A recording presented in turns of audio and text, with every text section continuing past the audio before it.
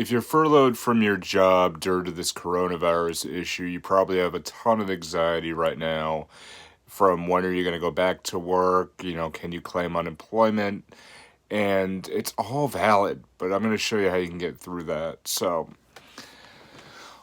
welcome to this video for Monday today. For those of you who have been on this channel, you probably noticed that the thumbnails did not exist for Thursday and Friday's video. The reason being is on Monday I did a video about what to do if you get laid off from work, and it ended up happening for me. And I wanted to update that and explain what was going on. So for me personally, it was somewhat out of the blue for my day job. We kind of had an idea it may be happening, obviously, but it wasn't exactly the plan. So, Tuesday morning, our director calls us all into the office and explains what's happening to salaried staff, that everyone will be furloughed based on me living in Massachusetts. The government orders to shut down non-essential businesses. Everybody at home can still work. However, in-house, not going to happen. Now, I'm in the hospitality industry, so also the U.S. Hospitality industry around the world actually took a huge hit due to this CV issues.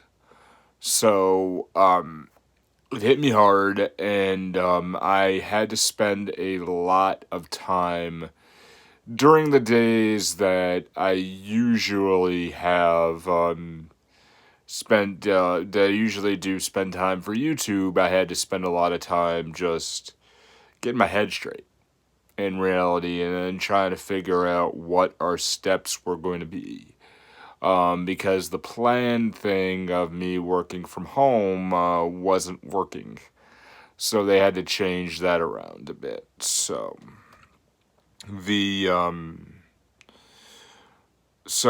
I'm not going to dive too much into what actually happened, because I pretty much just summarized it.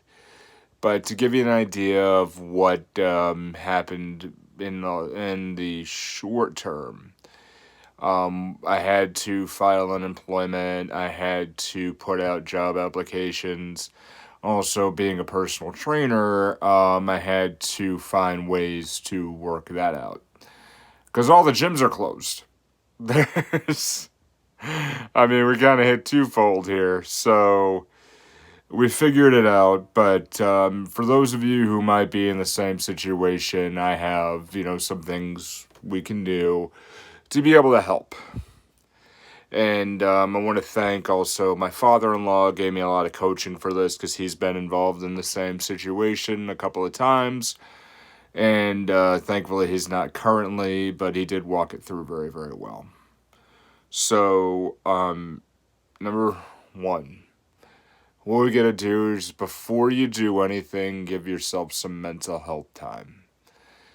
I came home, told my wife what was going on, and I said, a furlough just happened, and I'll be back to work, and I'm expected to be back by June. So, that's going to give me a few months off. And, then she tells me in her great wisdom, says, we're going to figure it out. Don't worry, we're good. This will be what you have to do.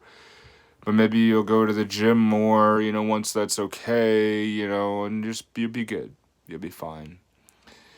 And I spent some time for myself to be able to say, like, I've just got to breathe and just let it sink in that things happened, and then just deal with it. But I gave myself a day. Like, I had just about 24 hours, and I was doing work. I had to bring all my work stuff at home, for my day job at home, and I was working at home for a while, for almost this whole week. And I just, there's like a couple breakdown, couple crying episodes of like, oh God, what are we gonna do?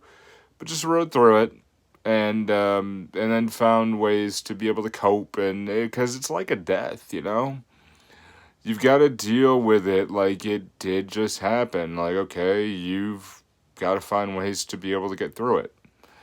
But we all ignore the mental side of things a lot, and I think mentally we just have to be able to take care of each other, take care of ourselves, really. So give yourself a mental break. Number two, while we're at this, also is to plan.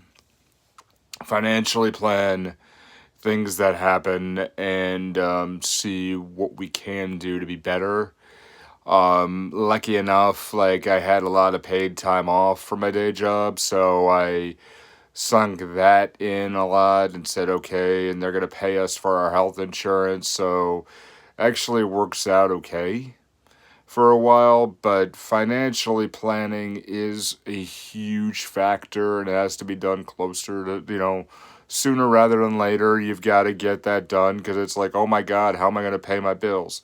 But you give yourself the mental health break first and say, okay, absorb all this, because if you're not mentally set and you're trying to figure out how to pay your bills, you're going to make dumb decisions at that point, and you're going to make decisions that you're really going to absolutely regret. And then financially, once you're set mentally and then financially you're set, you're going to be fine. So luckily for us, with the stimulation checks, also paid time off being cashed in, and then, oh God, what else am I forgetting? Tax returns. With all that being put into the bank for the rainy day, I mean, we can use everything we've learned this month to be able to just say, okay, like, if another job doesn't come around, we'll be okay. So third thing you want to do is do not make humongous life decisions, and you want to secure something at least extra. So there's two things that we decided to do. We wanted to work on things like paying off debt, and unfortunately, that's just not going to happen. At this point, maybe it will. Who knows? Maybe we'll be all set within a few weeks. They're like, yeah, screw it, we really need you back. So please come on in. Or maybe it will last a few months, and then we say, hey, you know what? It's got to be done. It's got to be done. But you don't want to make any big life decisions at this point because you don't know where the next income stream is going to be. But also, what I would recommend as a second part to that is do not live off your savings as much as you can, because that all has to go to the side in case things are waiting for a while. So, as we all tallied everything up, I think with the finances of the tax returns, the stimulus check, everything including bonuses, it's going to be like $8,000 in our pockets this month, right there alone. So, but if it lasts longer, I mean, we got to make that stretch. So what you don't want to do is like, okay, well, now's the time I'm going to take that cruise, or don't take a cruise right now, but now's the time I'm going to go ahead, I'm going to take that big vacation I've always wanted into a safe area because I'm not going to work anyway. Don't do that. Don't do that, because it's the basis of survival that we need to have that's really going to help us get through it.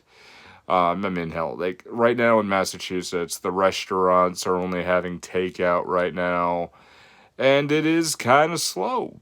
It is just genuinely hurting, but people are going to get through this, and that's the last part of it is, remember, things are going to get past it. Like, everybody says this too shall pass. Yeah, it will. I think once everything's safe, I think people are want to get out of their homes.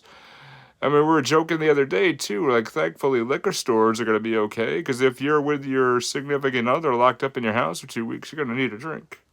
I'm kidding. Don't drink. Don't do that. Don't do that. No, it's funny. But we want you to be able to just be good to yourself overall. We'll be okay. All right. So there's an update on that. So tomorrow I'll be filming more videos. Hopefully by the time this goes up, we will see a thumbnail and everything else. So the update on my life. Hopefully good things for you. And yeah, all right. There's another video right around here as well. I think over here. I can't really remember. But go ahead, check it out, and we'll see you there. And as always, go ahead and climb.